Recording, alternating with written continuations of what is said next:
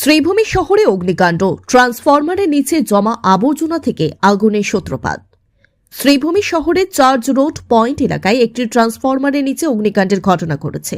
জানা গেছে, ট্রান্সফরমারের তলায় অনিয়মিতভাবে জমা করে রাখা আবর্জনার স্তূপ থেকে আগুনের সূত্রপাত হয়।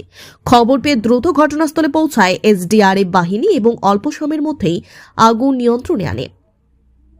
সময় মতো পদক্ষেপ নেওয়ার বড় ধরনের দুর্ঘটনা এড়ানো সম্ভব হয়েছে।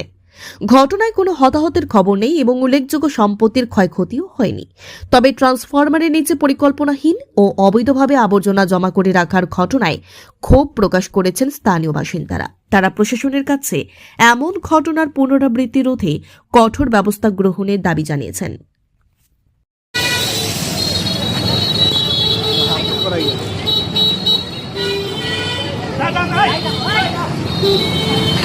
Bye.